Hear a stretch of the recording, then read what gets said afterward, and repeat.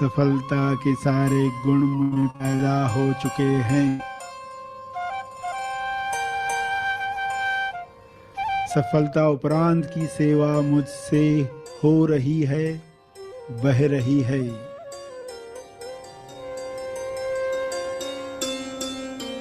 मैं सदा खुश रहूं, ये मुझे मंजूर है।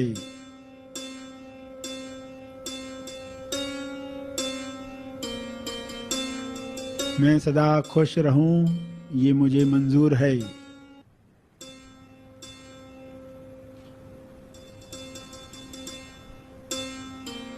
मैं आज कल से ज्यादा ऊर्जावान और समझदार हूं।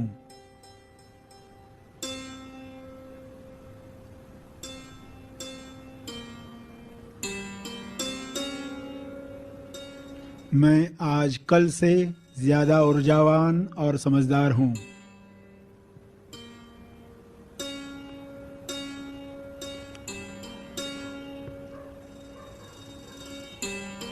समस्या को सुलझाने के सारे हथियार मेरे पास हैं।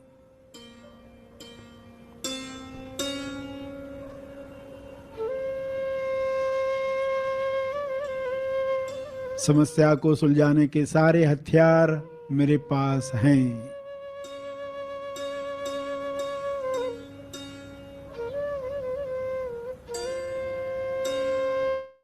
मैं आदतों को छोड़ता नहीं, नई आदतों से बदल देता हूं।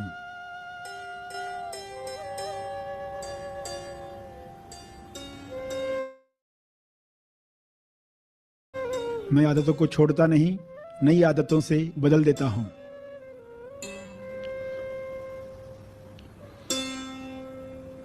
विश्वास और खुशी मेरा सेकंड नेचर है।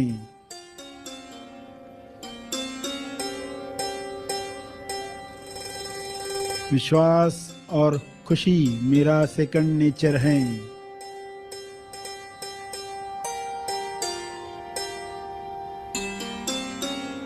नेगेटिव लोगों को मैं माफ और खुशी से, शालीनता से विदा करता हूं।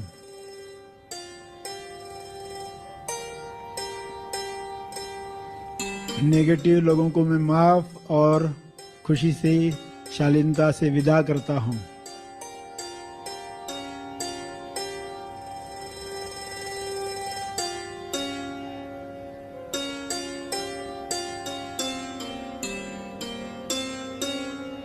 मैं ऊर्जावान हूँ, इसलिए आज को शांति और विश्वास से वेलकम करता हूँ।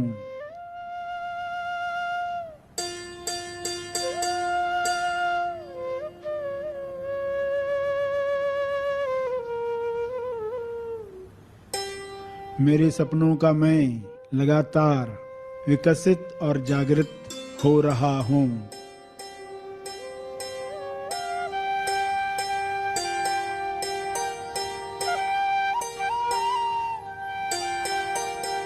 मैं जो हूँ वही बनकर खुश हूँ।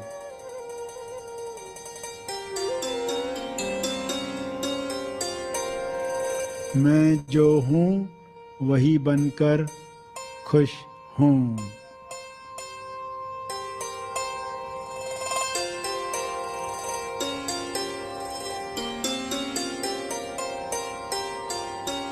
अदृश्य कृपा मुझ पर सदा अपना काम करते रहती है।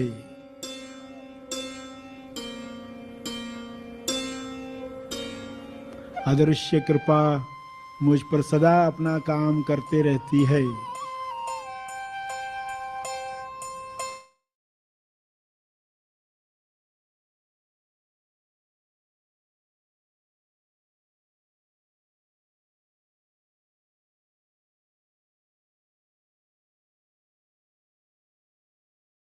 को विचारों के द्वारा समाप्त कर सकता हूँ।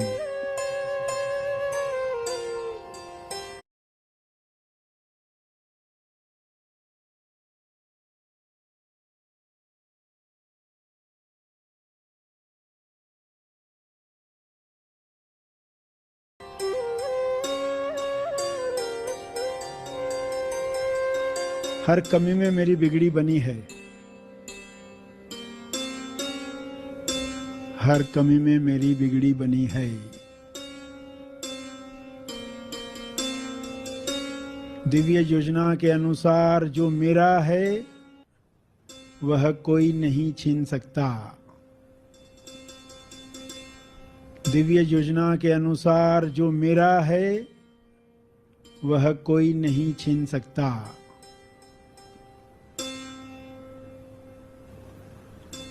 ईश्वर ही है, तुम हो कि नहीं ये पक्का करो, ये पक्का करो।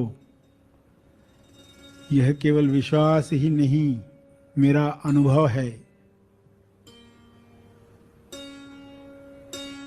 न अच्छा हुआ न बुरा हुआ, हुआ हुआ हुआ हुआ था, हुआ हो रहा है, हुआ होगा, सब हुआ हुआ।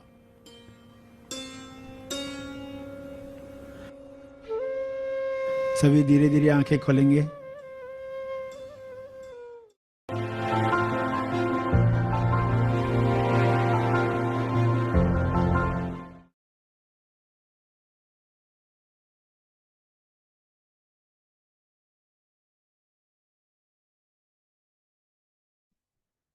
दोस्तों नमस्कार, मैं आपका अपना अनिल जैन आज आप सभी लोगों का तहे दिल से हार्दिक हार्दिक स्वागत करता हूं, वंदन करता हूं, अभिनंदन करता हूं। और आज के इस खास प्रोग्राम में आप सभी लोग, आप अपने बड़ी, अपने कलीग्स, अपने लोगों को चेक कर लो वो आ गए हैं या नहीं। आ गए हैं तो खूबसूरत बात है, नहीं आए हैं तो जल्दी से उन्हें मैसेज भेजो, एसएमएस भेजो और जल्दी से उन्हें आज यहाँ पर आमंत्रित करें, क्योंकि आज स्पेशली कल जो हमारा बिजनेस प्रेजेंटेशन हुआ था, सॉरी कल प्रोडक्ट की ट्रेनिंग आपको हुई थी, जो ई बायोट्रोन हिमारी मोर पावर कंपनी ने अभी रिसेंटली लॉन्च किया है, उसकी इंफॉर्मेशन जन जन तक पहुंचे, उसके लिए खास तौर पर कल प्रोग्राम किया गया था। लेकिन कल 300 लोगों के बाद लोग उसके अंदर एंट्री नहीं कर पा रहे थे। ये एक बहुत बड़ी समस्या हमारे सामने आ गई। बहुतों के फोन आ रहे थे, बहुत सारी चीज डिस्टर्बेंस हो रही थी, बट कोई बात नहीं, जो होता है कहते हैं अच्छे के लिए होता है। लोगों को टेस्ट पता चला कि वास्तविकता में टेस्ट कितना बेस्ट है। इसी चीज को देखते हुए आज पुनः फिर से आप लोगों के बीच में जितने भी लोग यहाँ पर रिकॉर्डिंग के लिए ट्राई कर रहे हैं, उनसे मेरा निवेदन है कि वो बार बार रिकॉर्डिंग के पॉइंट को टच ना करें। मेरा आप लोगों से निवेदन है, please, thank you very much. तो यहाँ फिर से मैं आपको वापस लेके आ रहा हूँ, क्योंकि क्या होता है लोग उंगली करने में बाज नहीं आते। होता यह है कि उनकी प्रॉब्लम की वजह से यहाँ सब लोग डिस्टर्ब होते हैं। चलिए तो वापस से बात करते हैं। दोस्तों यहाँ पर कल जो बात की जा रही थी बहुत साइंटिफिक तरीके से बात की गई। टेक्निकल जब तक आपको नहीं पता होगा, टेक्निकल आपको पता नहीं होगा, आप कितना भी कुछ कर लीजिए, आपकी प्रॉब्लम सॉल्व होने वाली नहीं है। जब आप किसी से बात करते हैं, बात करते समय अगर आपने उसको एक समाधान दिया, एक समाधान के साथ आपने टेक्निकल बात बताई, ये चीज होती है और इससे इस चीज पे फर्क पड़ता है, और इसके फर्क पड़ने से आपके अंदर ऐसे रिजल्ट आते हैं, तो आदमी का सेटिस्फेक्शन लेवल अपने आप बढ़ जाता है। तो चलिए आज हम उन्हें सुनने वाले हैं जिन्होंने इस प्रोडक्ट को, खास तौर पे ई बायोट्रोनियम हिमारी मोर पावर, इस प्रोडक्ट को जिन्होंने डेवलप किया, रिसर्च किया, खुद वो एक साइंटिस्ट हैं और प्रोफेसर भी है, वो टीच करते हैं, पढ़ाते हैं लोगों को, इसी सब्जेक्ट पर पढ़ाते हैं। तो ये आप लोगों को बताते बड़ी खुशी हो रही है कि आज उन्हीं के माध्यम से हम यहाँ पर पुनः एक बार पूरी की पूरी इंफॉर्मेशन हम उनसे वापस से लेंगे। और कल मेरी बात हुई थी उनसे, तो उन्होंने बोला कल तो मैंने सिर्फ टेलर दिया था, पिक्चर तो अभी बाकी है। अब सोचिए टेलर अगर ऐसा है तो पिक्चर कैसी होगी। तो एक चीज और बताना चाहूंगा दोस्तों, जितने भी लोग यहाँ पार्टिसिपेट बैठे हैं, कृपया करके वो लोग चैट के अंदर या फिर अपने जो उनकी नाम है, जो नाम डिस्प्ले नेम है, उस डिस्प्ले नेम के अंदर किसी भी प्रकार का मोबाइल नंबर, कोई मेल आईडी या किसी भी प्रकार की गलत चीजें बिल्कुल भी ना डालें, कि ये सोशल मीडिया प्लेटफॉर्म पर आपसे बात हो रही है दोस्तों। और सोशल मीडिया प्लेटफॉर्म पे बात होने का मतलब है, अगर आप ऐसा कुछ भी करते हैं, दिस इज सोशल क्राइम, ये बिल्कुल गलत बात होगी। तो मैं आप अपने परिवार के अंदर हम सब लोगों को ये कहना चाहेंगे कि आप लोग कृपया करके अपने आप को स्थिरता रखें, बना के रखें, डायरी पेन जरूर रखें, क्योंकि ये बिजनेस हमारा है, आपका है, हम सबका है। और ये जो इन्फॉर्मेशन आपको दी जा रही है, ये इन्फॉर्मेशन हमें आगे प्रमोट करनी है। जैसे हम बायोमैग्नेट के बारे में लोगों को बताते थे, वैसे आज ये नया प्रोडक्ट आया है, कल हम खाद के बारे में बात करेंगे और स्वयं इलेक्ट्रिक व्हीकल के बारे में बात करेंगे। उसके आने वाले दिन में हम अल्कलाइन वाटर मशीन के बारे में बात करेंगे। बिजनेस टूल्स के अंदर प्रोडक्ट की इंफॉर्मेशन होना, ये भी एक हमारे लिए बिजनेस टूल्स ही है। तो प्लीज बी रेडी, तैयार हो जाओ। और जितने भी लोग यहाँ बैठे हैं, फिर कहना चाहूंगा पूरा फोकस यहाँ हो। अगर आप कहीं कोई काम कर रहे हैं, घर में आपका किसी प्रकार की कोई एक्टिविटी चल रही है या आप किसी और काम में व्यस्त हैं, तो कृपया करके थोड़े टाइम के लिए अपने आप को स्थिर कर लें और स्थिर करने के बाद में एक जगह बैठ करके इसको देखें, सुने, समझें। तो मैं वादा करता हूं आज की इंफॉर्मेशन आपके जीवन की तरक्की के लिए अत्यंत लाभदायक होने वाली है। सो आर यू रेडी? आप सब तैयार हैं? अगर तैयार हैं तो जल्दी से आप लोग यहाँ पर हमें बताएं कि हम तैयार हैं। हम तैयार हैं। I am ready. Yes, yes, बहुतों के मैसेज आ रहे हैं। वंडरफुल, ग्रेट, ग्रेट, बहुत शानदार। तो चलिए अब हम ज्यादा टाइम नहीं देंगे, क्योंकि जिन्हें सुनना है उन्हें ही सुनना है। आज मैं यहाँ पर बुलाने जा रहा हूँ हमारे ये जो प्रोडक्ट है इसके साइंटिस्ट एवं निर्माता, जिन्होंने इसको निर्माण किया है, बनाया है, और वो और कोई नहीं है, वो है scientist and professor mister Vinay Heware. डीजल तालियों के साथ उनका स्वागत करेंगे।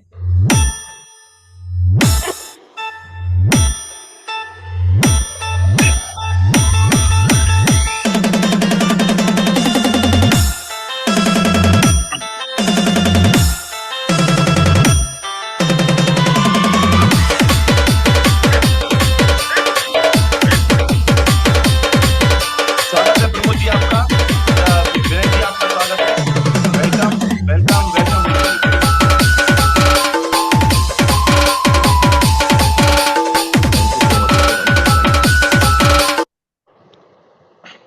Wow, great, wonderful.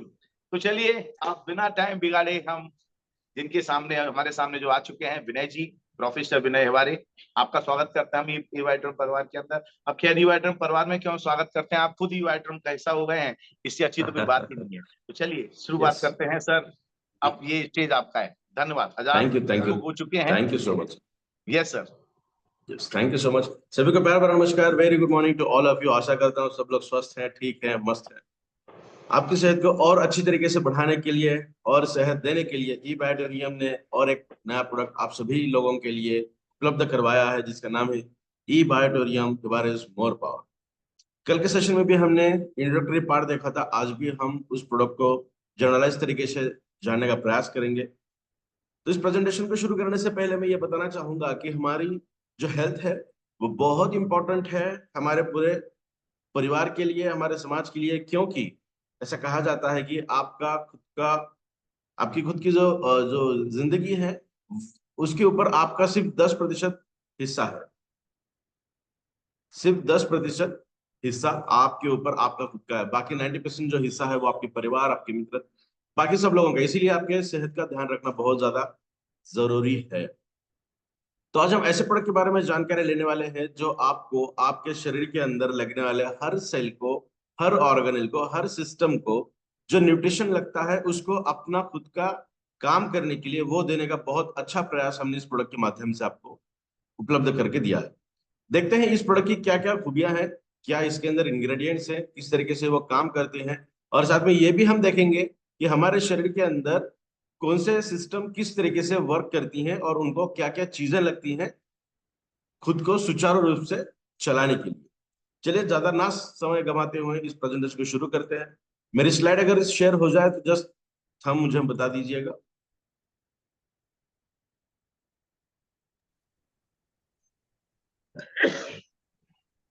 I hope मेरी स्लाइड शेयर हो रही। Ready. Yes yes, thank you so much. चलिए शुरू करते हैं इस प्रेजेंटेशन को।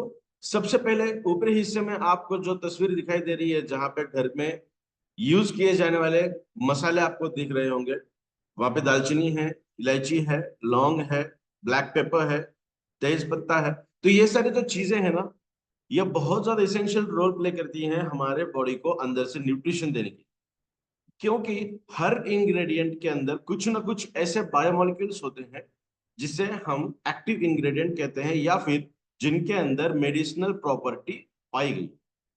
ये सब चीजें थोड़ी सी अलग है। सबको एक एग्जाम्पल मैं देना चाहूंगा जो सभी लोगों को पता है, वो है कुरकुमी। हल्दी बहुत इसेंशियल है। हल्दी हम एंटीसेप्टिक के तौर पे यूज करते हैं, एंटी एलर्जिक के तौर पे भी यूज करते हैं, उसके बहुत सारे n नंबर ऑफ बेनिफिट्स हमें पता। बट हल्दी अगर यूज की जाए तो उसके रिजल्ट्स कुछ कम मिलेंगे। बट हल्दी के अगेंस्ट, इंस्टेड ऑफ टर्मरिक, अगर हम कुरकुमिन यूज करेंगे। कुरकुमिन क्या है? कुरकुमिन हल्दी के अंदर पाया जाने वाला एक्टिव इंग्रेडिएंट है, बायोमोलिक्यूल है, जो मेडिसिनल प्रॉपर्टी को शो करता है। ठीक है, तो हमने इस प्रोडक्ट के अंदर बहुत सारे ऐसे इंग्रेडिएंट यूज किए हैं जो आपने आपके घर में बहुत सदियों से यूज करते आ रहे हैं। और ये खूबी है आयुर्वेदा की, ये खूबी है न्यूट्रास्यूटिकल प्रोडक्ट की, जो हर्बल कंटेंट से बनाए जाते हैं, जो आपके बॉडी के अंदर एक्सेप्टेंस जो होता है हमारे शरीर के अंदर आने का। कोई भी कंटेंट शरीर के अंदर जब जाता है तो उसे बॉडी पे, एक तो बॉडी के बाहर ढकेल देगी, इसे हम कहेंगे प्रोटेक्ट, और दूसरा है एब्जॉर्ब करना, यानी उसको हमारे बॉडी के अंदर यूज करना। तो ये एकमात्र ऐसा प्रोडक्ट है जो आपके शरीर के अंदर जाने के बाद 0% प्रोटेक्शन और 100% एक्सेप्टेंस शो करता है। चलिए देखते हैं क्या प्रोडक्ट है ये। सबसे पहले ये प्रोडक्ट को बनाने के पीछे जो मनीषा थी, वो थे मार्केट के अंदर की जो मिसिंग लिंक है, मिसिंग कड़ी है, उस मिसिंग लिंक को ढूंढना और उसके लिए कोई ऐसा प्रोडक्ट बनाना जो उस मिसिंग लिंक को, उस वैकेंसी को ओवरकम कर दे। तो सबसे बड़ा जो मार्केट है, सबसे बड़ी दिक्कत वाली बात आज के डेट में जो है वो है न्यूट्रिशन। बिकॉज आप देखिए, बहुत सारे डाइटिशियन, बहुत सारे न्यूट्रिशनल क्वालिफिकेशन आज की डेट में होने लगी है, क्योंकि हेल्थ के अंदर सुधार लाने का जो दौर चल रहा है वो काफी तेजी से बढ़ रहा है। बट फिर से मैं ये खुद का जो मेरा परसेप्शन है वो ऐसा है कि मैं दिन में अगर 2 बार खाना खाता हूं तो कौन से खाने में कौन सी चीज कितनी मात्रा में होनी चाहिए वो तय कर पाना। जो इंग्रेडिएंट्स में यूज कर रहा हूँ या फिर जो रॉ मटेरियल में यूज कर रहा हूँ खाना खाने के लिए, क्या उसके अंदर उतनी न्यूट्रिशनल क्वालिटी है जो मेरे शरीर को फुलफिल कर पाए, वो एक चीज। तो इससे बहुत सारे सवाल मेरे दिमाग में आते थे कि किस तरीके से यह किया जाए। By profession I am biotechnologist. 32 से भी ज्यादा सब्जेक्ट्स की स्टडी हमने हमारे ग्रेजुएशन और पोस्ट ग्रेजुएशन के अंदर की है, जिसके अंदर ऐसा कहा जाता है कि life science biotechnology is applied science comes under the life science. तो लाइफ साइंस के अंदर जितने भी सब्जेक्ट्स आते हैं वो सब हमने पढ़े हैं और मैं बच्चों को पढ़ाता भी हूँ। तो उसके अंदर मॉलिक्यूलर बायोलॉजी है, जेनेटिक इंजीनियरिंग है, इकोलॉजी है, इवोल्यूशन है, एग्रीकल्चर है, केमिस्ट्री है, फिजिक्स का भी कुछ पार्ट आता है, बायोकेमिस्ट्री भी आता है, माइक्रोबायोलॉजी भी आता है, वायरोलॉजी भी आता है, फंगस रिलेटेड भी आता है, प्रोटोजोन्स रिलेटेड भी आता है, इम्यून सिस्टम भी आती है, फार्माकोलॉजिकल भी आता है, प्रोडक्शन भी आता है। तो ये बहुत सारा एक बहुत ब्रॉड स्पेक्ट्रम वाली स्ट्रीम। तो जब हम न्यूट्रिशन के ऊपर सोचने लगे तो हमें ये पता चला कि बॉडी के अंदर बहुत डिफिशियंसी आज की डेट में पाई गई है, ना सिर्फ इंडिया बट ग्लोबल की बात करेंगे। बट इंडियन सब कॉन्टिनेंट की अगर हम बात करें या फिर हमारे भारत देश की बात करें तो वी आर डेवलपिंग, हम फुल्ली डेवलप्ड नहीं है, हम डेवलपिंग के अंदर है। तो बहुत बार आपने भी ये सुना होगा कि जो फर्स्ट क्वालिटी वाला मटेरियल होता है, चाहे फ्रूट्स की बात करेंगे या और कोई चीज, वो बाहर, भारत के बाहर सबसे पहले भेजी जाती है, फर्स्ट क्वालिटी। तो क्या ये मानना उतना लॉजिकली ठीक है कि हम सबसे सुपीरियर खाना खा रहे हैं? नहीं। तो इसीलिए ये जो न्यूट्रिशन वाला जो सेक्टर है वो मार्केट में सबसे बड़ा मिसिंग लिंक। और न्यूट्रिशन आपके शरीर के अंदर जाने के बाद ही आपको मिलेगा। ठीक है, तो एक तो मैग्नेटिज्म थेरेपी से जो प्रोडक्ट हमारे पास है वो तो हमारे बॉडी को अलाइन करने का काम करती है एक्सटर्नली। तो सागर सर का ये भी मानना था कि एक्सटर्नली तो हमने बहुत अच्छा काम किया ही है, बट क्या हम कुछ ऐसा प्रोडक्ट ला सकते हैं जो हमारे शरीर के अंदर जाने के बाद हमारी हर पेशी को, हर सेल को उतनी ताजगी दे जितना हम चाहते हैं। तो उनके ये सोच के साथ हमारी भी फ्रीक्वेंसी मैच हुई और हमने कोलैबोरेट किया है, और आज ये प्रोडक्ट सिर्फ और सिर्फ एक्सक्लूसिवली ईबैटोरियम के प्लेटफॉर्म पे अवेलेबल है। तो उस प्रोडक्ट का नाम है ईबैटोरियम हिबारेज मोर पावर। देख सकते हैं इस तरीके से वो दिखेगा। तो देखिए, जो सॉल्यूशन हमने निकाला है इस न्यूट्रिशन का, वो सॉल्यूशन सिर्फ और सिर्फ ये प्रोडक्ट के अंदर आपको दिखाई देगा। तो आप ये कहोगे कि यहाँ पे तो न्यूट्रिशन के अंदर तो बहुत सारी चीजें हमने बताई हैं, एसेंशियल थिंग्स बताई हैं, अमीनो एसिड्स बताए हैं, विटामिन बताए हैं, न्यूट्रास्यूटिकल्स बताए हैं, बहुत सारी चीजें उसके अंदर है। तो क्या ये संभव है कि ये प्रोडक्ट के अंदर ये सारी खूबियां हैं? तो उसी को जानने के लिए ये प्रेजेंटेशन आपके सामने उपलब्ध है। तो चलिए देखते हैं। हमारा जो पूरा शरीर है वो शरीर 11 अलग अलग सिस्टम से बनता है। मैं सिस्टम की बात कर रहा हूं, मैं ये नहीं कहता हूं कि ऑर्गेनल ये काम करेगा, वो बहुत माइनर चीज हो जाएगी, उसको समझाने के लिए बहुत सारा समय लगेगा। और जो नॉन साइंस बैकग्राउंड से बिलोंग करते हैं उनको काफी हार्ड जाएगा। तो इसलिए जनरलाइज्ड हम बात करेंगे, मोटा मोटी जो चीज समझ में है उसी के ऊपर बात करेंगे। तो हमारा पूरा शरीर जो बनता है वो 11 अलग अलग प्रणालियों से बनता है, 11 अलग अलग सिस्टम से बनता है। तभी ये सर के ऊपर का जो है वो पहली सिस्टम है, सर्कुलेटरी सिस्टम, जो फर्स्ट यहाँ पे हमने दिए। तो हिंदी में दिया परिसंचरण प्रणाली, माने रक्त अभिसरण जिसे हम कहते हैं। ब्लड सर्कुलेटरी मैकेनिज्म जो हमारे शरीर के अंदर होता है वो जो ब्रेन से लेके फुट तक हर हिस्से के लिए काम करता है। नेक्स्ट वन डाइजेस्टिव है। तो ये अगर हम क्लॉकवाइज देखेंगे तो हमारे शरीर के अंदर ये सब प्रणालियों को अगर इकट्ठा कर दे तभी पूरा शरीर बनता है। अगर ये 11 सिस्टम्स में से कोई एक सिस्टम के अंदर भी अगर बिगाड़ आ जाए, वो ठीक से काम ना करे, उसके अंदर कोई एबनॉर्मेलिटी अगर पैदा हो जाए, तो दूसरे सिस्टम्स को वो खराब करने का काम, 100% दूसरी सिस्टम खराब हो जाए।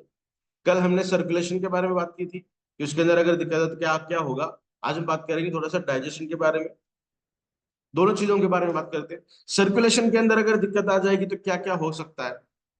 ब्लड एकमात्र ऐसा जरिया है हमारे शरीर के अंदर जो हर सेल को न्यूट्रिशन देने का काम करता है। हम जो भी चीज खाते हैं मेटाबॉलिज्म के अंदर जाता है, डाइजेशन के अंदर जाता है, वहां पे कैटाबॉलिज्म होगा, फिर एनाबॉलिज्म होगा, एनर्जी का प्रोडक्शन होगा, एनर्जी बनाई जाएगी और ब्लड के द्वारा ही शरीर के हर सेल को देने का काम करेगी। क्योंकि ब्लड कैपिलरीज इतनी सूक्ष्म है, इतनी छोटी है कि वो हर सेल के पास जा सकती है।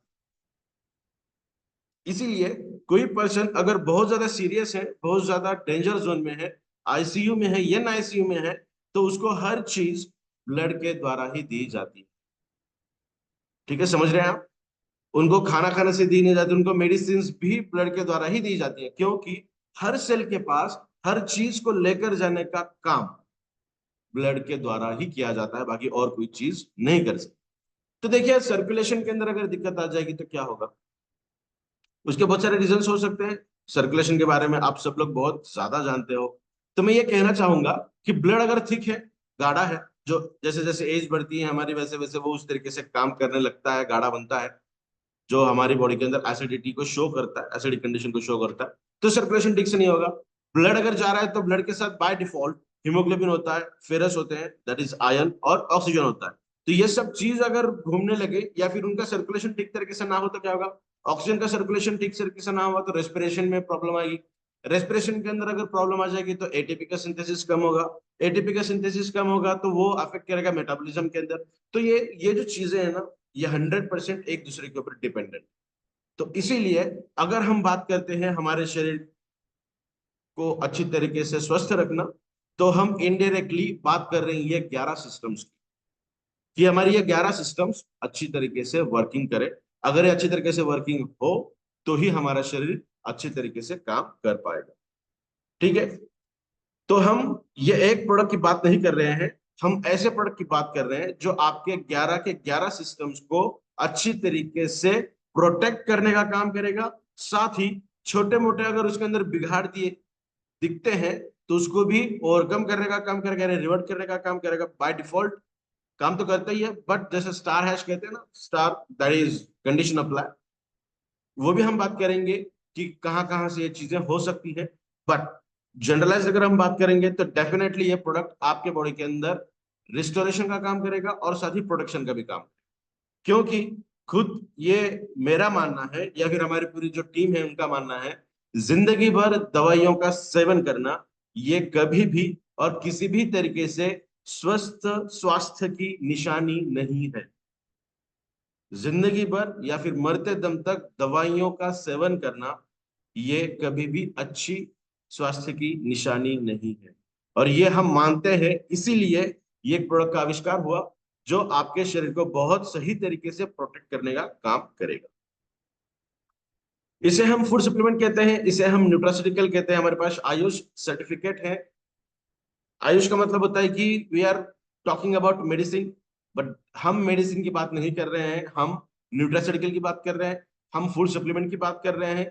जैसा मैग्नेटिज्म एक अल्टरनेटिव थेरेपी है, उसी तरीके से ये नॉन स्पेसिफिक नॉन बायोलॉजिकल एक कंटेंट है जो आपके बॉडी के अंदर एज लाइक मेडिसिन के तहत काम करेगा। ठीक है, और इसीलिए इसे कुछ नाम दिए गए हैं मेडिकल टर्मिनोलॉजीज के अंदर, जो सबसे पहला नाम है न्यूट्रिशन प्लस फार्मास्यूटिकल। न्यूट्रिशन माने न्यूट्रिशन तो बॉडी को दे ही रहा है, बट उसका काम किस तरीके से हो रहा है, एज अ फार्मास्यूटिकल, और इसीलिए इसका फिर से दूसरा नामकरण हुआ, वो है फार्मा फूड। खाना तो हम खा रहे हैं, जो चीज खा रहे हैं वो खाने की ही है, बट वो काम फार्मेसी के जैसा कर रही है, मतलब मेडिसिन के जैसा कर रही है। तो ये मेडिसिन नहीं है।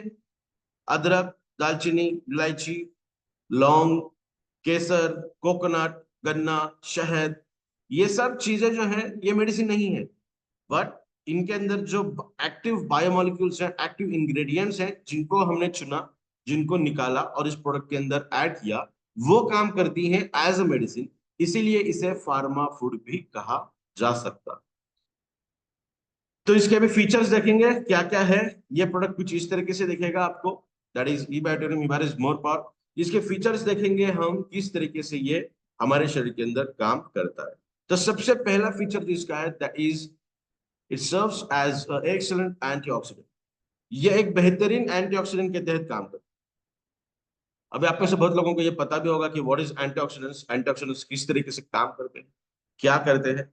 तो देखिए, एंटीऑक्सीडेंट्स को समझने के पहले हमें ये पता करना चाहिए कि एंटीऑक्सीडेंट्स एक्चुअली लगते क्यों हैं, उसके क्या काम, वो लगते क्यों हैं, तो फिर पता चलेगा उसका काम क्या है। तो सबसे पहले एंटीऑक्सीडेंट्स का अगर हम थोड़ा सा उसको कट करेंगे तो ये पता चलेगा, एंटी माने ऑपोज करना, प्रोटेक्ट करना, रोकना। किसे? ऑक्सीडेंट माने ऑक्सीडेशन को। ऑक्सीडेशन को रोकने के लिए यूज किए जाने वाले मॉलिक्यूल्स को हम कहेंगे एंटीऑक्सीडेंट या फिर एंटीऑक्सीडेशन। तो एंटीऑक्सीडेशन ये एक प्रोसेस है, ये एक रिएक्शन है। तो ऑक्सीडेशन को कहने के बजाय जो मॉलिक्यूल काम कर रहे हैं उसको हम कहेंगे एंटीऑक्सीडेंट। ठीक है, तो जहां जहां पर भी ऑक्सीडेशन रिएक्शन हमारे शरीर के अंदर होती है, वहां वहां पे हमें कुछ ना कुछ दिक्कतों का सामना करना पड़ता है। वो भी हम देखेंगे किस तरीके से। प्रेजेंटेशन के अंदर शायद वो चीज नहीं है, बट मैं एक्सप्लेन करूंगा, समझने का प्रयास करिए। ऑक्सीडेशन पहले देखते हैं क्या है। जो पहली इमेज आपको दिख रही है, दैट इज अ कार। तो वो खराब हो चुकी है, रस्ट हो चुकी है, गल गई है। उसके रीजन क्या है? वो बनी है मेटल से, आयन से, लोह से। उसको रस्ट करने के लिए क्या क्या कारणीभूत है? पानी और ऑक्सीजन। ये तीनों का अगर संगम हो जाएगा तो वहां पे चीज खराब होनी ही है। और इस प्रेजेंटेशन को शुरू करने के पहले हमने ये कहा कि ब्लड के अंदर ऑक्सीजन तो ऑलरेडी है, या फिर ऑक्सीजन के सिवा तो हम जिंदा ही नहीं रह सकते। ठीक है, तो ऑक्सीजन तो है ही। ऑक्सीजन के साथ साथ ब्लड के अंदर आयन है और हीमोग्लोबिन। एक ऑक्सीजन है, दो हीमोग्लोबिन है उस ऑक्सीजन को पकड़े हुए, और ये दो हीमोग्लोबिन को ऊपर से दो और नीचे से दो, चार फेरस आयन है, दैट इज आयन, लोह जिसे हम कहते हैं। तो चार लोह जकड़ के रखते हैं दो हीमोग्लोबिन को, और दो हीमोग्लोबिन जकड़ के रखते हैं एक ऑक्सीजन के मॉलिक्यूल।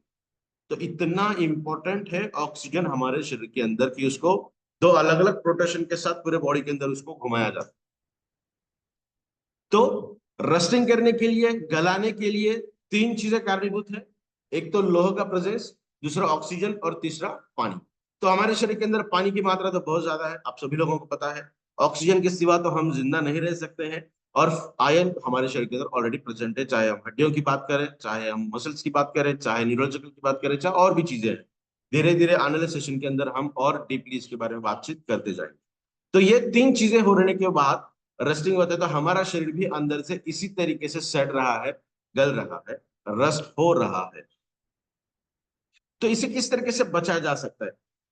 एटमॉस्फेयर के अंदर तो इसे बचा पाना मुश्किल है, नहीं कर सकते, बिकॉज वो तो धीरे धीरे उसके ऊपर के छिलके निकाल देगा और एक टाइम ऐसा आएगा कि ये पूरी तरीके से खत्म हो जाएगा। तो हमारा शरीर भी इसी तरीके से होगा, अब तक नहीं हुआ है, इसके सिम्टम्स हमें नहीं दिखाई दे रहे हैं। तो इसका एकमात्र रीजन है कि हमारे शरीर के अंदर एंटीऑक्सीडेंट्स हमारा शरीर तो बनाता ही है, बट उतनी मात्रा में नहीं बना पाता जितनी मात्रा में हमें लगता है। क्योंकि एंटीऑक्सीडेशन या फिर ऑक्सीडेशन प्रोसेस के बाद जो चीज मिलती है, जो नुकसान पहुंचाती है, उसे हम कहते हैं फ्री रेडिकल्स या फिर रिएक्टिव ऑक्सीजन स्पेसीज। ऑक्सीजन की ही कुछ ऐसी स्पेसीज है, 8 स्पेसीज बनती हैं ऑक्सीजन की, जो हमें डैमेज करने का काम करती हैं, और उन 8 ही स्पेसीज को हम फ्री रेडिकल्स कह सकते हैं। O-, OH-, OH3। तो इसके अलग अलग 8 है, आने वाले सेशन में हम उसके अंदर भी ज्यादा बात करेंगे। तो देखिए, एक तो मैंने एक एग्जांपल बताया है, तो उसको रिवर्ट किया जा सकता है by the help of antioxidant. तो अभी एंटीऑक्सीडेंट्स क्या काम करते हैं? ऑक्सीडेशन प्रोसेस के बाद जो फ्री रेडिकल्स हैं, जिसे हम मुक्त कण कहते हैं, वो ल्यूटेरॉन की तरह होते हैं, जो कहीं पर भी जाके परेशानी क्रिएट कर सकते हैं। या फिर ऐसा कहा जा सकता है कि वो अनस्टेबल मॉलिक्यूल रहते हैं, जो हर तरीके के केमिकल रिएक्शन के अंदर पार्टिसिपेट करते हैं, चाहे उनका काम हो या उनका काम ना हो, बट रिएक्शन के अंदर अगर वो चले जाते हैं तो डेफिनेटली वो नुकसान ही पहुंचाते हैं। ठीक है ना?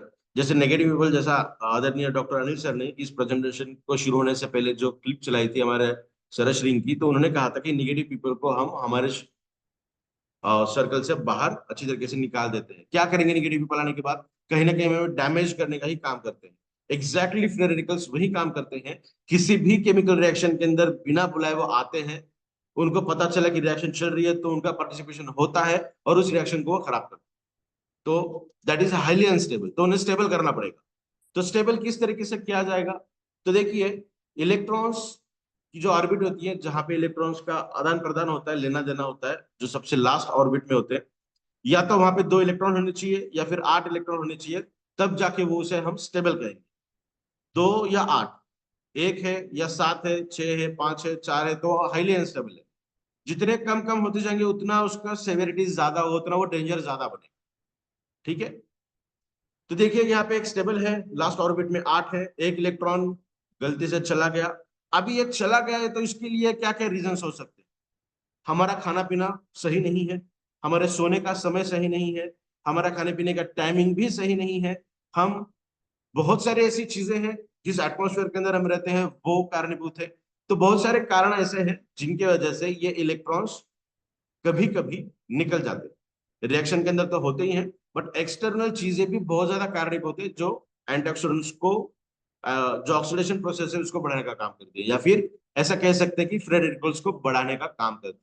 तो यहाँ पे इसीलिए हमने जानबूझ के ये एग्जांपल लिया है कि that is a stolen electron. Stolen electron चुराया गया। इलेक्ट्रॉन तब चुराया जाएगा जब आपके शरीर के अंदर का हिस्सा ठीक से काम नहीं कर रहा।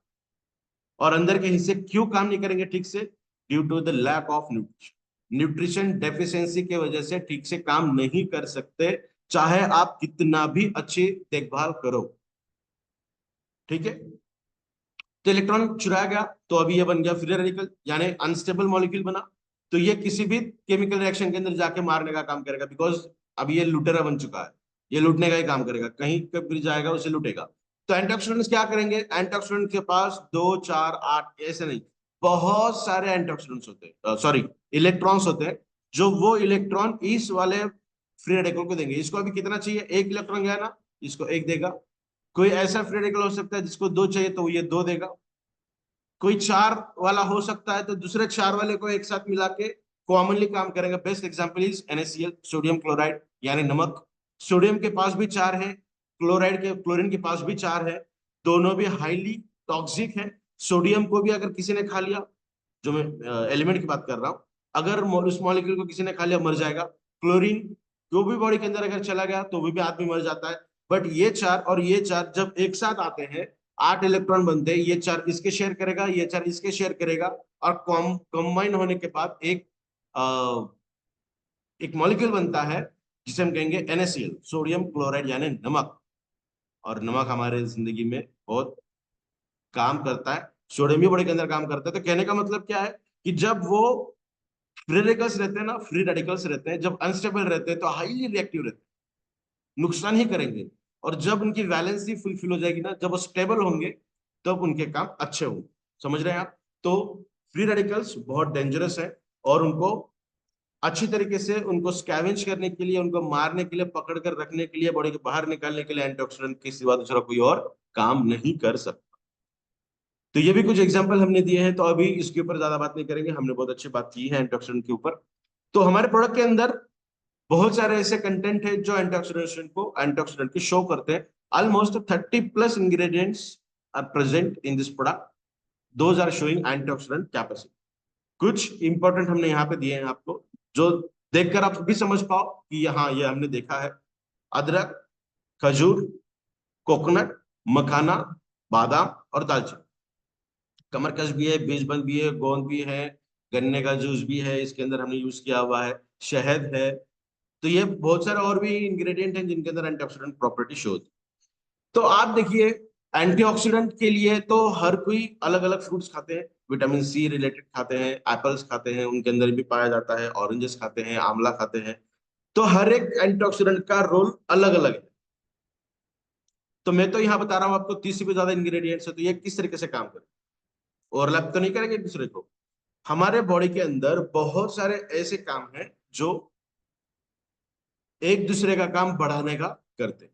उसके ऊपर हम बात करेंगे जब हम ब्रेन रिलेटेड बात करेंगे ना, तो वहां पे ये कोरिलेशन करेंगे हम। तो ई बैक्टीरियम के अंदर जो ये प्रोडक्ट आपको मिलने वाला है, उनके अंदर ये सारी खूबियां हैं।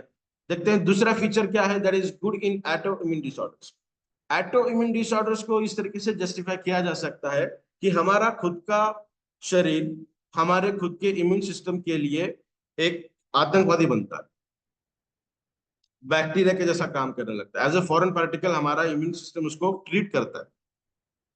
होना क्या चाहिए, जब भी कोई बैक्टीरिया वायरस शरीर के अंदर आता है तो हमारी इम्यून सिस्टम उसको फाइट करनी चाहिए, उसको बॉडी के बाहर निकालनी चाहिए, जो आमतौर पे हमारी सिस्टम करती है। इसीलिए हम हमेशा बीमार नहीं रहते। सीजनल बीमारियां आती हैं, वो चीज अलग है, फिर से हमारी सिस्टम इम्यून सिस्टम अच्छे काम करने लगते हैं तो वो बॉडी के बाहर निकल जाते हैं। तो एटॉमिक सिस्टम के अंदर क्या होता है, हमारा शरीर ही एज अ बैक्टीरिया के तहत हमारे इम्यून सिस्टम उसको देखता है। तो जिसको प्रोटेक्ट करना है, उसको प्रोटेक्ट करने के बजाय उसको ही मारने का काम, उसको ही डैमेज करने का काम किया जाता है। इसलिए इसे नाम दिया है auto immune disorder. Automatic immune system की वजह से होने वाले disorder, that is auto immune disorder. तो ये बहुत लंबी कहानी है एटो इम्यून सिस्टम की। लगभग 400 से भी ज्यादा डिसीजेस एंड डिसऑर्डर्स इस कैटेगरी के अंदर आती हैं।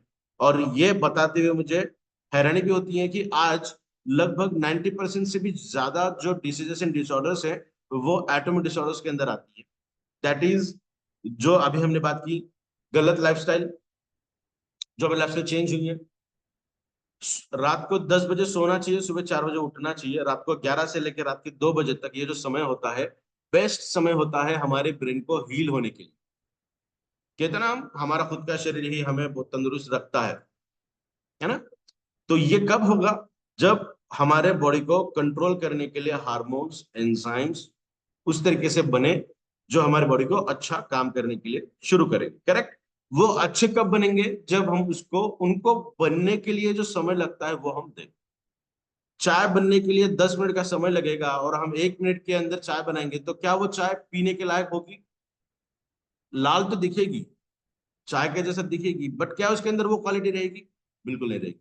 तो हमारे शरीर के अंदर भी वो चीज है, अगर हम उसको सही समय दें तो वो अच्छे हील हो पाएगा। अब हमने समय तो सही दिया, हमने 10 मिनट तो चाय के लिए रखा, बट उसके अंदर हमने चाय की पत्ते भी नहीं डाली, हमने पानी भी नहीं डाला, हमने दूध भी नहीं डाला, तो क्या चाय बनेगी? नहीं। तो हीलिंग प्रोसेस के लिए लगने वाले जो टूल्स हैं इन टर्म्स ऑफ न्यूट्रिशन, वो भी देना उतना ही जरूरी है। और उसे समझने के लिए ही आज का प्रेजेंटेशन आपके साथ। तो वो नहीं मिल पा रहा, इसीलिए एटॉमिक डिसऑर्डर्स हमें होने लगे। तो 400 से भी ज्यादा है एटॉमिक डिसऑर्डर्स। देखते हैं, कुछ हमने यहाँ पे कैटेगराइज किए हैं। ये एक जायंट सेल मायोकार्डिटिस एक ऐसा है, यहाँ पे आप देख सकते हैं लेफ्ट वाला जो हार्ट है वो नॉर्मल हार्ट है, राइट वाला हार्ट जो बिगर हमने बताया है, एक्चुअली दिखाया क्योंकि समझ में आए, तो वो जो बड़ा है वो एबनॉर्मल है, उसके अंदर एक डिसीज दिया गया है, that is giant cell myocarditis. देखते हैं ये एक्चुअली क्या है। तो आई होप यहाँ पे आप देख पा रहे हो, ये जो एरिया है ना, मेरा कर्सर घूम रहा है शायद, यस, ये जो हिस्सा है ना, ये यहाँ पे बहुत छोटा है, इसको ये वाले हिस्से को बड़ा करके दिखाया है, तो ये इतना डेंस है, इतना मोटा है, जो हमारे हार्ट के अंदर काम कर रहा है। कि क्या काम करता है वो वॉल, उसके बारे में हम फिर कभी देखेंगे। तो देखिए ये जो डिसीज है ये क्या होगा, तो ये जो वॉल है ना, ये वाला जो बड़ा हिस्सा है वो कम हो गया, यहाँ पे देख सकते हैं आप, जो इतना बड़ा था वो अभी बहुत छोटा हुआ। तो हार्ट की पंपिंग रेट कम होगा, हार्ट की जो भी समस्या है वो दिखने लगेगी हमें। तो ये एक एटॉमिक डिसऑर्डर। तो इस और जितने भी तरीकों के ऑटो इम्यून डिसऑर्डर्स आज के डेट पे प्रेजेंट है, उनमें से almost, I am talking about almost, not 100%, almost auto immune disorders are, वो हो सकते हैं revert. We can revert them by utilizing proper medicine in terms of nutrition. जैसे हमने कहा कि ये फार्मा फूड है, तो by utilizing pharma food we can actually revert the almost type of autoimmune disorders. तो ये बहुत अच्छी बात है कि हम इसे रिवर्ट कर सकते हैं. तो इसके अंदर क्या क्या चीजें आती हैं? Cirrhosis, Graves disease, psoriasis. Psoriasis का मतलब होता है स्किन की जो डिसीजेस हैं, और ये बताते हुए बहुत अच्छा लगता है कि मेडिकल टर्मिनोलॉजी के अंदर सोराइसिस के लिए एक्सटर्नल एप्लीकेशन के ही मेडिकेशंस दी जाती हैं ताकि प्रोटेक्ट किया जाए. बट ये जो प्रोडक्ट है आपको जो मिल रहा है, इबाट्यूरियम हिबारिस-बोर पावर, ये ऐसा प्रोडक्ट है जो सोराइसिस को अंदर से खत्म कर देगा. और हम कहते हैं ना कि आयुर्वेदा सिम्टम्स के ऊपर काम नहीं करता, वो जड़ के ऊपर काम करता है. एक्चुअली में ये प्रोडक्ट जड़ के ऊपर काम करेगा. आप इसके रिजल्ट्स बहुत सारे देख सकते हैं. तो देखिए, आपके ब्रेन से लेके फुट तक आपके शरीर के अंदर अलग अलग हिस्सों में अलग अलग डिसीजेस मिलती हैं जो कैटेगरी के अंदर आती है ऑटोइम्यून डिसऑर्डर्स. ठीक है, यहाँ पे भी कुछ हमने बताया है. कंफ्यूजन हो या गट रिलेटेड इश्यू हो, स्किन्स, तो ये सब चीजें ही आती हैं ऑटोइम्यून डिसऑर्डर्स के अंदर. तो इसको भी बहुत इजी तरीके से हम रिवर्ट कर सकते हैं. नेक्स्ट इसका फीचर है in the silent killer. Silent killer दो हैं इंडिया की. अगर हम बात करेंगे तो सबसे बड़ा और पुराना साइलेंट किलर जिसके बारे में हम बात करने वाले हैं अभी, that is nothing but the arthritis. Arthritis एक ब्रॉड स्पेक्ट्रम. उसको अगर हम छोटा छोटा कैटेगरी के अंदर करें तो सबसे पहले है जॉइंट पेन. उसके बाद आता है रिमेटेड अर्थराइटिस, माने बादल आ गए ठंड के दिनों में जकड़न महसूस होना, और जब बादल हट गए तो अच्छा महसूस होना, दैट इज रिमेटेड अर्थराइटिस, जिसे हम वात कहेंगे, उसकी वजह से होता है. और ऑस्टियोपोरोसिस है, ऑस्टियोपेनिया है, स्केलेटल पेन है, बोन पेन हो सकते हैं, फ्रैक्चर हो सकता है, मस्कुलर डिस्ट्रॉफी हो सकती है, मसल्स फाइब्रोसिस हो सकता है. ये सब चीज आती है अंडर अर्थराइटिस. तो हम एक एक हिस्से की बात नहीं कर रहे हैं, हम जनरलाइज्ड बात कर रहे हैं अर्थराइटिस. तो अर्थराइटिस के अंदर जो भी चीजें आती है सभी के ऊपर ये लागू. ठीक है, तो अर्थराइटिस को साइलेंट किलर क्यों कहा जाता है, उसके ऊपर हम आने वाले स्लाइड्स के अंदर बात. देखिए, कैल्शियम की डेफिशिएंसी होना ये सबसे बड़ा कारण है अर्थराइटिस के लिए. सही है. कैल्शियम के अलावा और एक चीज है जो अर्थराइटिस को ट्रिगर करती है, चालू करती है, दैट इज विटामिन डी. जब तक आपके शरीर के अंदर विटामिन डी नहीं रहेगा तब तक कैल्शियम अपना काम नहीं कर सकता. आपके शरीर के अंदर 1 kilo, 2 kilo, 10 kilo, 50 kilo calcium पड़ा हुआ है, वो पड़ा हुआ ही है, वो काम ही नहीं कर पाएगा, क्योंकि बॉडी के अंदर उसे एब्जॉर्ब करने के लिए विटामिन डी लगेगा. चाहे हम विटामिन डी बाहर से ले भी रहे हैं तो वो उतनी पोटेंट तरीके से नहीं आएगा विटामिन डी. क्यों? और अगर और उसको एनहांस करना चाहूं तो ये भी कह सकते हैं हम कि विटामिन डी भी अगर 1 किलो आपके शरीर के अंदर पड़ा हुआ है फिर भी वो उतने पोटेंट तरीके से काम नहीं करेगा, बिकॉज विटामिन डी जो हम लेते हैं वो विटामिन D2 हमारे शरीर के अंदर आता है, that is non functional vitamin D. और वो विटामिन D3 के अंदर जब कन्वर्ट होगा, that is the actual vitamin D, जिसे हम कहेंगे vitamin D3 is only functional vitamin D जो हमारे शरीर के अंदर काम करता है. तो विटामिन D3 जब हमारे शरीर के अंदर आएगा वो काम करेगा कैल्शियम को बॉडी एब्जॉर्ब करने की, उस प्रोसेस के लिए वो काम करेगा विटामिन D3. और वो कन्वर्ट कब होगा? जब आप आधा घंटा सनलाइट के अंदर सुबह सुबह वॉकिंग करोगे. देखिए, इबैट्यूरियम एक इस तरीके की कंपनी है, इस तरीके की एजुकेशन रखती है और स्प्रेड करती है, जो आपको सिर्फ ये नहीं कहेंगे कि ये चीज करिए हो जाएगा, नहीं, आपको भी मेहनत करनी पड़ेगी. हम हेल्थ के रिगार्डिंग अच्छी इंफॉर्मेशन ही स्प्रेड करते हैं, हम फॉल्स कमिटमेंट बिल्कुल नहीं करते. तो अगर आपको अर्थराइटिस के अंदर अच्छे रिजल्ट चाहिए तो ये प्रोडक्ट यूज करने के बाद 15-20 मिनट, आधा घंटा धूप के अंदर चलना अनिवार्य है, और उसके रिजल्ट आप तब बहुत बेहतरीन तरीके से महसूस कर सकते. अगर कोई बेड रिडन है, उनको मूव करना पॉसिबल ही नहीं है, तो उनको भी 15-20% इसके रिजल्ट अच्छे मिलेंगे. तो विटामिन D3 कब कन्वर्ट होगा? जब आप सनलाइट के अंदर घूमो, तो वो बहुत जरूरी है और हर पर्सन ने चलना चाहिए. आप फिट हैं तब भी, अनफिट है तब भी, पेशेंट है तब भी, और किसी डिसीज डिसऑर्डर से जूझ रहे हैं तब भी, वॉकिंग इज एन. तो देखते हैं अर्थराइटिस के अंदर एक्चुअली क्या होता है. ये हमारा पूरा शरीर है, इसके अंदर ये बोन की डेंसिटी यहाँ पे हमने बताई है. फर्स्ट सर्कल के अंदर बहुत ज्यादा डेंस्ड बोन, बहुत ज्यादा घनत्व उसके अंदर देखा जा रहा है. बट जैसे जैसे एज बढ़ने लगती है वैसे वैसे कैल्शियम हमारे शरीर के अंदर से कम होता है, हम सभी को पता है। तो कैल्शियम कम होता है तो हमारी हड्डियां इस तरीके से बनती हैं, जिसके अंदर छोटे छोटे होल होते हैं। और साइंस के अंदर होल्स को, बायोलॉजी के अंदर स्पेसिफिकली होल्स को पोर्स कहते हैं। पोर्स आपको पता भी होगा। तो इसीलिए बोन्स के अंदर अगर पोर्स हैं तो उसे ऑस्टियोपोरोसिस कहते हैं। ऑस्टियो का मतलब होता है बोन्स, पोर्स का मतलब होता है छेद। तो ऑस्टियोपोरोसिस का मतलब क्या? हमारे हड्डियों के अंदर इतना कैल्शियम कम हो चुका है कि वहां पे छोटे छोटे छेद दिखाई दे रहे हैं। और अगर देखिए यहाँ पे इतना ही छोटे छोटे हिस्सों से हड्डियां जुड़ी है, तो इसको थोड़ा ही अगर हम मार दें तो क्या ये ब्रेक हो सकते हैं? यस, ब्रेक हो सकते हैं। तो इसे साइलेंट किलर क्यों कहते हैं? कि हड्डियों के अंदर का कैल्शियम कितना कम हुआ है ये हमें बाय फिजिकल अपीयरेंस नहीं पता चलता, पोटेंटली नहीं पता चलता।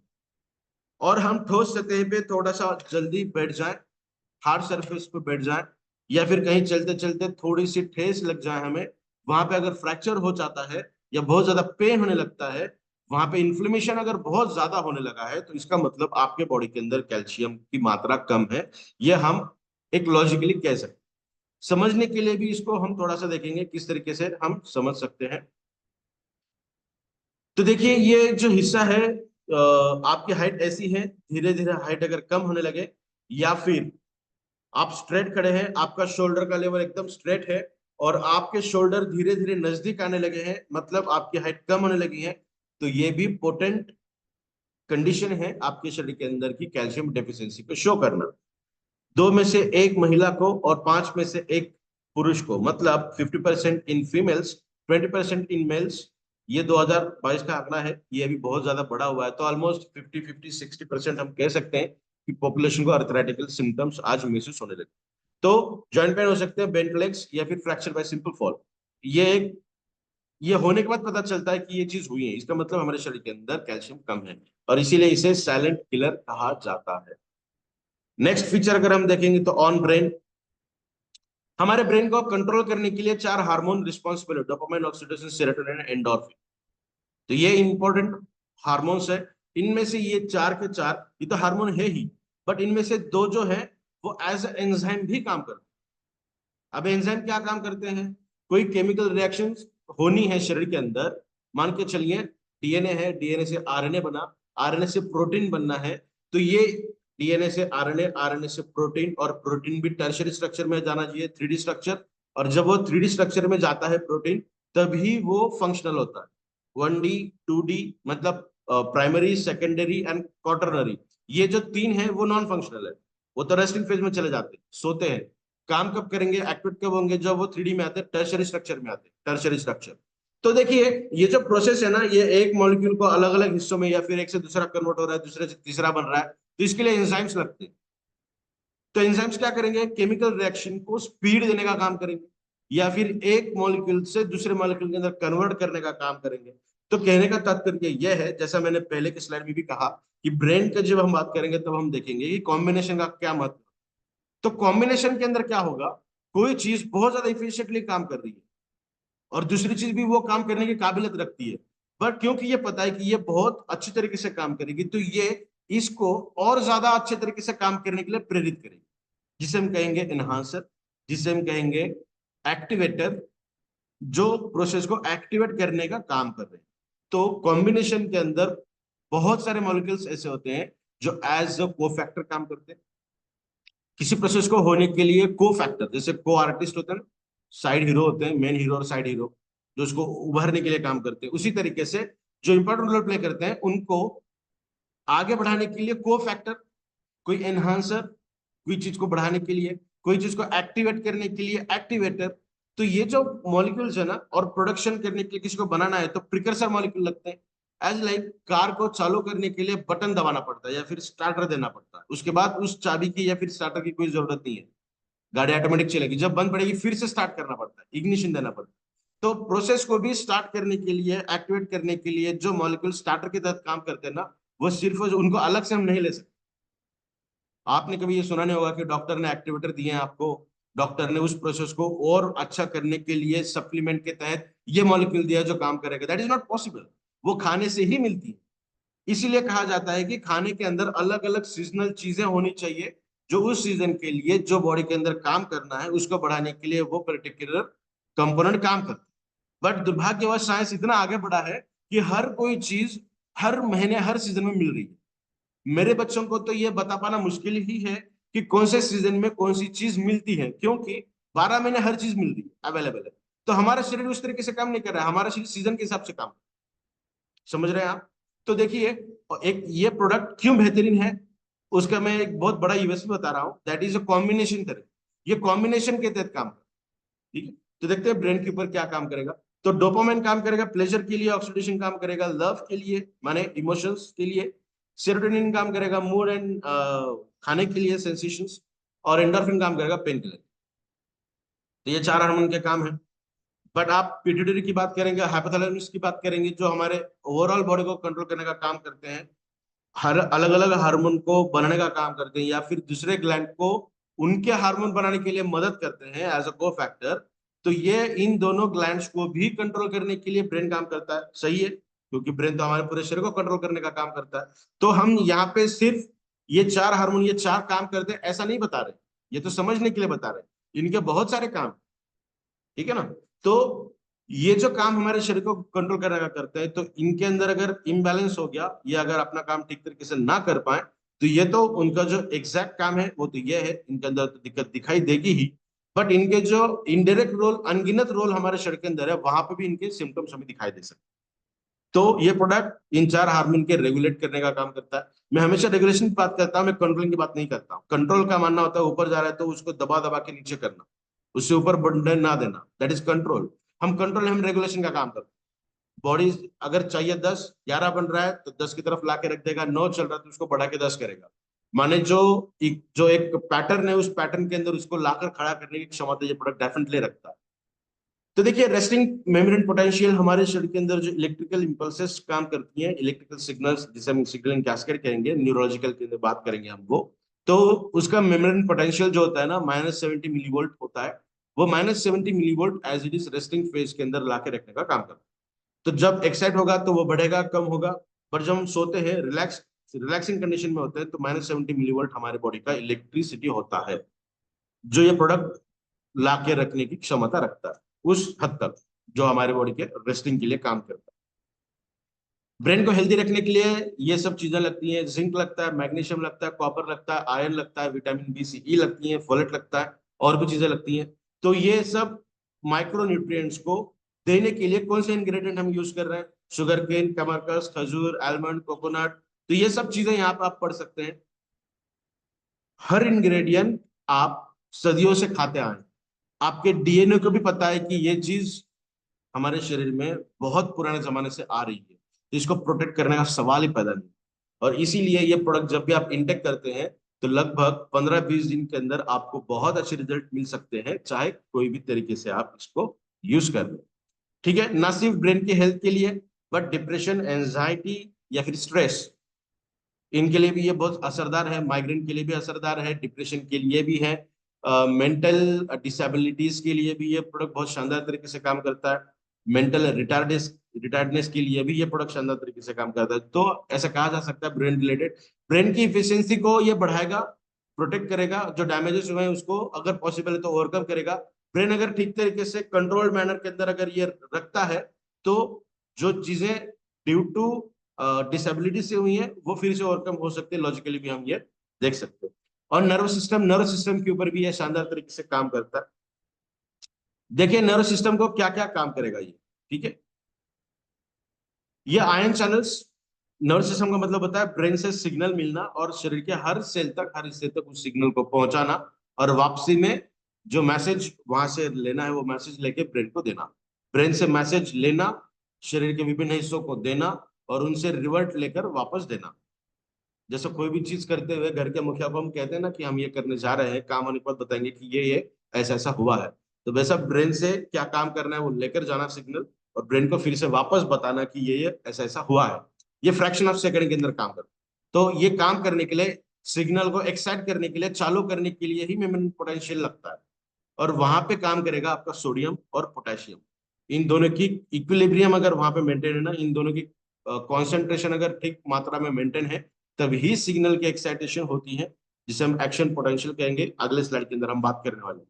तो देखिए ये समझना थोड़ा सा जरूरी है। आयन चैनल्स, आयन कोई भी हो सकता है, positive charge cation, negative charge anion. तो ये कोई भी आयन हो सकते हैं जो हमारे शरीर से सेल के अंदर जाना, सेल के बाहर निकल जाना, ठीक है ना। तो शरीर के अंदर अगर जा रहे हैं तो काम करेंगे अच्छी तरीके से, और जो वेस्टेजियल प्रोडक्ट है वो सेल से बाहर निकालना। तो आने के लिए जाने के लिए जो दरवाजे हैं उनको हम आयन चैनल कहेंगे, और वो 4 अलग अलग तरीके से शरीर के अंदर काम करते हैं। लिगैंड गेटेड, जिनको कुछ टैगिंग दी जाती है, वो अगर है मैच हुआ तो ही काम करेंगी। मैकेनिकल, प्रेशर देना काम करता है, जो अगर प्रेशर दिया गया तभी वो ओपन होगी, अगर प्रेशर नहीं दिया गया तो वो बंद हो जाएगी। Next one is always open, आओ जाओ घर, तुम्हारा कोई दिक्कत नहीं, कभी भी आइए आप, कोई टेंशन नहीं है। यह हर कंटेंट हर किसी के लिए ओपन नहीं है, ये स्पेसिफिक चीजों, स्पेसिफिक आयंस के लिए ही है, समझने के लिए मैं बता रहा हूँ। और last one is voltage gated ion. Voltage gated का जहां पे, अगर मैं, जैसा मैंने कहा कि सोडियम काम करता है, तो सोडियम का कॉन्सेंट्रेशन वहां पे रहना बहुत ज्यादा जरूरी है। अगर मैं ये कहूँ कि 50 सोडियम आयन होने के बाद 1 मिली एम्पियर वोल्टेज बनता है, तब ये ओपन होगा। अगर 40 है तो ओपन होगा क्या? नहीं होगा। और वो ओपन नहीं होगा तो आगे की प्रोसेस नहीं होगी, जिसे हम कहेंगे न्यूट्रिशन डेफिशिएंसी। हमने न्यूट्रिशन दिया और 40 से 50 सोडियम बन गए, तो कितना चाहिए था? 50, 50 के 50 आ गए, हाँ भैया ये ओपन करिए, सोडियम अंदर आएगा तो अपना काम करेगा। तो न्यूट्रिशन डिफिशियंसी अगर है तो क्या क्या हो सकता है, और न्यूट्रिशन सही मात्रा में दी जाए तो क्या क्या हो सकता है, उसका बेस्ट एग्जाम्पल ये है। तो देखते हैं इसके ऊपर, वोल्टेज गेट के ऊपर हम बात करने वाले हैं। इन न्यूरोलॉजिकल डिसऑर्डर्स लगभग 15 से भी ज्यादा है हमारे शरीर के अंदर, और किस तरीके से काम करते हैं ये सिग्नलिंग कैस्केड, वो थोड़ा सा देखते हैं हम। एक्शन पोटेंशियल शुरू हो गया, जहां पे सोडियम पोटेशियम की मात्रा अच्छी है, सिग्नल बना, सिग्नल ब्रेन ने भेज भी दिया। भेजने के बाद एक न्यूरॉन से सिग्नल बाहर निकलना चाहिए, तब जाके दूसरी न्यूरॉन ले सकती है।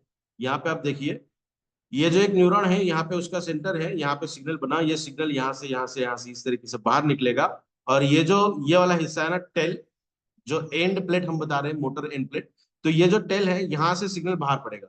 तो ये वाला जो छोटा ग्रीन वाला डॉट है ना, उसके ऊपर हम बात कर रहे हैं। यहाँ पे देखिए, ये वाला ग्रीन हिस्सा है वो निचला। तो एक न्यूरॉन यहाँ से सिग्नल बाहर निकालने के लिए, ये जो वेसिकल्स है, इसको डिफ्यूज होना पड़ेगा इसके आउटर मेम्ब्रेन के साथ। डिफ्यूज कब होगा? Voltage gated ion channel, I hope यहाँ पे लिखा होगा कहीं वोल्टेज गेटेड। ये देखिए, voltage gated calcium ion channel is open and calcium flowing. तो कैल्शियम के वोल्टेज गेटेड आयन चैनल वहां पे होने चाहिए। अभी वोल्टेज गेटेड का मतलब क्या हुआ कि जितना वोल्ट चाहिए, 1 मिली एम्पियर फॉर एग्जाम्पल चाहिए, तो उतना तो होना चाहिए ना वहां पे उसको ऑन करने के लिए, ओपन करने के लिए। और ये किसके लिए है? कैल्शियम के लिए। तो कैल्शियम को छोड़ते हुए किसी और का वहां पे काम ही नहीं है, जो काम ही नहीं कर सकता। तो यहाँ पे अभी क्या होगा, कैल्शियम की मात्रा सही रही तो ये ओपन होगा, और जब ये ओपन होगा तो कैल्शियम बाहर से अंदर चला जाएगा, और जैसे ही कैल्शियम अंदर गया, जो सिग्नल है वो यहाँ पे वेसिकल्स डिफ्यूज होंगे और सिग्नल बाहर आए, और फिर दूसरे न्यूरॉन के अंदर वो सिग्नल चला जाए। फिर दूसरे न्यूरॉन को भी वो काम, उसको उससे बाहर निकालना है, तो कैल्शियम गेटेड आयन चैनल्स को ओपन करना पड़ेगा। वो तभी ओपन होंगी जब कैल्शियम का कॉन्सेंट्रेशन ज्यादा होगा, जितना चाहिए उतना होगा, कैल्शियम अंदर जाएगा और सिग्नल फिर बाहर आएगी। फिर तीसरे न्यूरॉन के लिए सेम। तो देख सकते हैं आप, हमारे शरीर को, शरीर के अंदर ब्रेन से फुट तक कितने न्यूरॉन्स, सेंट्रल नर्वस सिस्टम के अंदर काम किया जाता है, ये सीएनएस के अंदर। तो देखिए कितना बड़ा काम। और अर्थराइटिस को साइलेंट किलर क्यों कहा जाता है? जैसे जैसे एज बढ़ती है, वैसे वैसे कैल्शियम का इंटेक हमारे शरीर के अंदर कम होता है।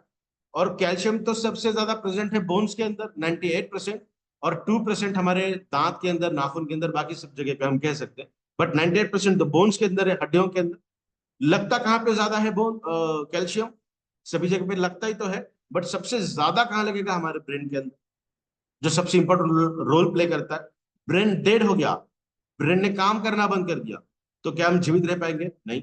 Best example is paralysis. Control ही नहीं कर पा रहे ना, मेरे हाथ को ही कंट्रोल नहीं दे पा रहा है, सिग्नल नहीं भेज रहा है कि यार तुझे काम करना है। अगर हाथ को सिग्नल ही नहीं आ रहे तो हाथ कैसे काम करेंगे? और हमने न्यूट्रिशन अच्छी दी, अगर वो न्यूट्रिशन डेफिशिएंसी है, क्योंकि पैरालिसिस के अंदर 90% से भी ज्यादा जो रीजन है वो ड्यू टू माल न्यूट्रिशन है, डेफिशिएंसी है, या फिर बहुत ज्यादा है तो माल न्यूट्रिशन से है। अगर सही न्यूट्रिशन दिया जाएगा तो फिर पैरालिसिस रिवर्ट हो सकता है, ठीक है ना। तो ये एक एग्जांपल मैंने आपको बताया। तो ये दिक्कत भरा काम है। तो देख सकते हैं कि आप प्रोडक्ट कितना बेहतरीन तरीके से काम कर रहा है ये, और उसके थोड़ी सी डिटेल इंफॉर्मेशन हमने दी है यहाँ पे ग्लाइसिन नाम का अमीनो एसिड लाके लगता है, यहाँ पे ग्लूटामिक एसिड ग्लूटामेट लगता है। तो ये एक न्यूरॉन है, ये दूसरी न्यूरॉन है। इन दो न्यूरॉन को इकट्ठा रखने के लिए मैग्नीशियम का रोल है। मैग्नीशियम को अंदर ढकेलने के लिए, प्रेशर मेंटेन करने के लिए ऊपर से सोडियम और कैल्शियम, नीचे पोटेशियम। एक्शन पोटेंशियल को अराइज करने के लिए मैंने कहा सोडियम और पोटेशियम लगता है। तो ये थोड़ी टेक्निकल चीजें हैं। तो कहने का तात्पर्य यह है कि सिर्फ हम ये कर रहे हैं, वॉकिंग कर रहे हैं या फिर और कोई चीज कर रहे हैं और पूरा शरीर ठीक है, तंदुरुस्त है, that is not possible at all. क्योंकि हमारे हर सेल को माइन्यूटली अगर हम बात करेंगे ना, मॉलिक्यूलर बायोलॉजी अगर देखेंगे सेल की, तो बहुत सारी चीजें लगती, और ये बहुत सारी चीजें शरीर बनाने की कैपेसिटी रखता है, बट उसमें से भी बहुत सारी चीजें हमारे खाने से मिलती है। और इसीलिए न्यूट्रिशन को बहुत अनन्य साधारण महत्व है हमारी रोज की जिंदगी। और ये बताते हुए बहुत अच्छी बात मुझे लगती है कि ये जो प्रोडक्ट आपके सामने है, that is more power only on the platform of ई-बॉटोरियम। तो ये खासियत रखता है, ये कैपेबिलिटी रखता है कि आपके शरीर के अंदर ये सब चीजों को ओवरकम कर दे। Next one is pH balance. ये आपके शरीर को पीएच बैलेंस करने का काम। आपने सुना होगा कि अल्कलाइन करना चाहिए, नहीं। बॉडी का पीएच अल्कलाइन का मतलब क्या होगा? सबसे ज्यादा कौन सा है हमारे बॉडी के अंदर पार्ट? सबसे ज्यादा चीज कौन सी है? ब्लड सबसे ज्यादा मात्रा में है। और इसीलिए बॉडी का पीएच अगर कहा जाएगा तो हम डायरेक्टली कहते हैं ब्लड का पीएच कितना होता है? 7.35 टू 7.45। 7.35 टू 7.45 ये हमारे ब्लड का पीएच है। 0.10 बफरिंग कैपेसिटी रखता है। आपने कोई चीज खाई, मेटाबॉलिज्म में जाएगा, ब्लड के अंदर जाएगा, तो वो थोड़ा सा एसिडिक की तरफ जाएगा। तो 99% हम एसिडिक कंटेंट तो खा रहे हैं। कोल्ड ड्रिंक्स खा रहे हैं, पी रहे हैं, एसिडिक अल्कोहलिज्म कर रहे हैं, एसिडिक फास्ट फूड खा रहे हैं, एसिडिक पैक्ड फूड खा रहे हैं, एसिडिक चाय पी रहे हैं, एसिडिक तला हुआ खा रहे हैं, एसिडिक, हर चीज एसिडिक ही तो है। तो डेफिनेटली हमारे ब्लड का पीएच थोड़ा सा मूव होता है। तो मैं हमेशा ये कहता हूं कि हमारे बॉडी का पीएच बैलेंसिंग में होना चाहिए। मेटाबॉलिज्म को कितना पीएच लगेगा हमारे स्टमक को डाइजेस्ट करने के लिए? लगभग 3.5, है ना? तो ये पीएच अगर अल्कलाइन के अंदर तरफ चला गया तो क्या होगा? मेटाबॉलिज्म खराब होगा। मेटाबॉलिज्म खराब होगा। 3 की तरफ गया फिर भी मेटाबॉलिज्म खराब होगा। ज्यादा एसिड भी नहीं चाहिए, ज्यादा बेस भी नहीं चाहिए, मॉडरेट चाहिए। हर किसी को अपना काम करने के लिए एक पर्टिकुलर चीज लगती है, तो लगती ही है। ये हमने नहीं डिसाइड किया, ये नेचर ने, कुदरत ने डिसाइड किया हुआ है। और हम किसी भी तरीके से नेचर को चैलेंज नहीं कर सकते। हिबारिस मोर पावर एक ऐसा प्रोडक्ट है जो नेचर ने आपको जो दिया है उसी तरीके से आपको रखने का काम करता है। ठीक है? तो यहाँ पे पीएच रेगुलेट होगा, मेंटेन किया जाएगा। पीएच क्यों बढ़ता है हमारा, मतलब एसिडिक क्यों होता है? तो इसको सबसे इंपॉर्टेंट है रेस्पिरेशन, जो काम करता है एसिडिटी को बढ़ाने के लिए भी, एसिडिक कंडीशन को बढ़ाने के लिए, और साथ ही रिएक्टिव ऑक्सीजन स्पीशीज को देने के लिए भी, यानी फ्री रेडिकल्स को देने के लिए। रेस्पिरेशन या फिर electron mitochondria, electron transport chain जो माइटोकॉन्ड्रिया के अंदर होती है, तो ये कुछ केमिकल रिएक्शंस है जो हमारे शरीर के अंदर इनवॉलेंट्री होती है, जिसे हम चाह कर भी कंट्रोल नहीं कर सकते। सांस लेना कोई बंद कर सकता है? नहीं। दिल का धड़कना बंद कर सकते हैं हम? नहीं। ब्लड का सर्कुलेशन बंद कर सकते हैं हम? नहीं। इलेक्ट्रॉन का माइग्रेशन बंद कर नहीं कर सकते हैं। एनर्जी का प्रोडक्शन नहीं बंद कर सकते। तो ये सब चीजें जो है ना, ये इनवॉलेंट्री, अनकंट्रोल्ड मैनर में चलती है, जहां पे हमारा बस नहीं चलता। नेचर ने जो दिया है हमने उसे बिगाड़ा, लाइफस्टाइल को चेंज करके, खाना पीना चेंज करके, गलत चीजों का सेवन करके। तो ये प्रोडक्ट आपको फिर से उस तरीके से बनाएगा जैसा आपको नेचर ने बनाया। तभी यहाँ पे एक चीज बतानी रहेगी कि ये क्या क्या काम करेगा। अगर पीएच डिसेबल है या फिर इम्बेलेंसिंग में है तो क्या क्या होगा? टिंगलिंग, जल्दी से अगर हम उठते हैं किसी जगह से या फिर किसी ने आवाज दिया, झट से हमने अपने सर को हिलाया, टिंगलिंग, चक्कर आना। मसल क्रैम्प्स, मोस्ट प्रोडोमिनेंटली स्पोर्ट्समैन जो वर्कआउट करते हैं, एथलेटिक्स हैं, उनको ये समस्या होती है, वो भी due to the pH imbalance है। वीकनेस, सीजर्स का भी मतलब होता है चक्कर आना, जहाँ पे इलेक्ट्रिकल इम्पल्सिव्स का ब्रेक हो जाना। जो जैसा हमने कहा ना कि इलेक्ट्रिकल सिग्नल्स हमारे बॉडी के अंदर न्यूरोट्रांसमीटर्स काम करते हैं, उनका ठीक तरीके से काम ना करना।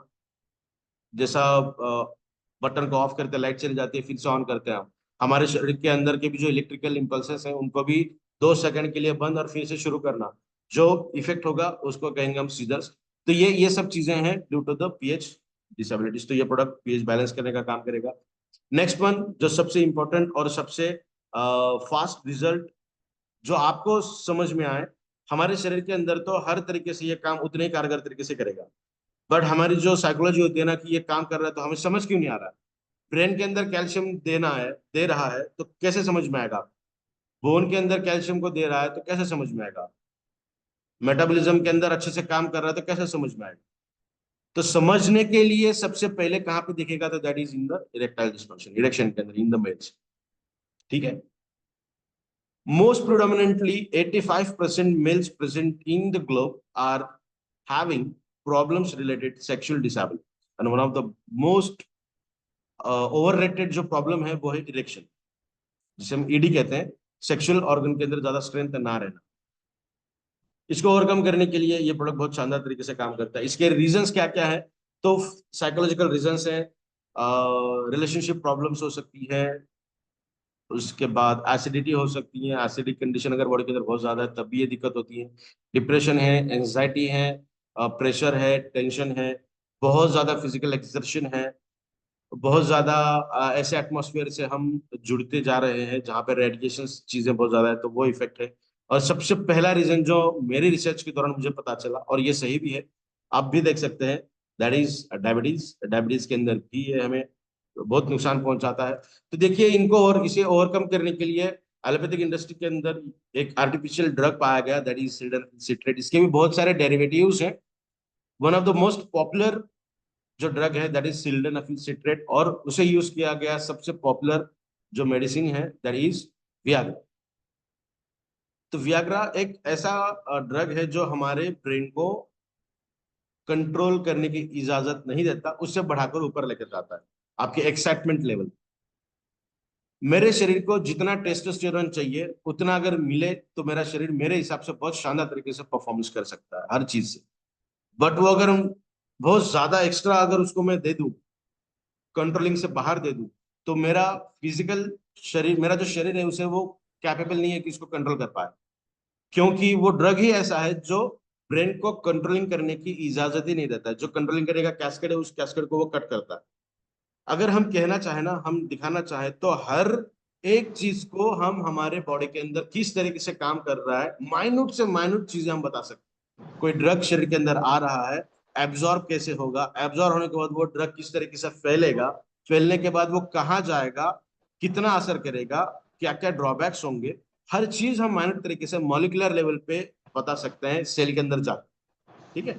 तो ये जो चीज है ये बियॉन्ड कंट्रोल काम कर रही है, जिसका कोई मतलब नहीं है। हायर ब्लड प्रेशर वाले पेशेंट को अगर हम दें तो हार्ट रिलेटेड समस्या बहुत ज्यादा अमाउंट पे देखी जा सकती है, और वियाग्रा से डेथ होने के जो रेट है वो बहुत ज्यादा है। और उन सब डेथ में से सबसे ज्यादा फर्स्ट डेथ जो कैटेगरी है वो होती है हार्ट स्ट्रोक, हार्ट का अरेस्ट होना, कार्डियक अरेस्ट जिसे हम कहेंगे, वो दिक्कत वहां पे आती है। तो हिबारिस मोर पर एक ऐसा प्रोडक्ट है,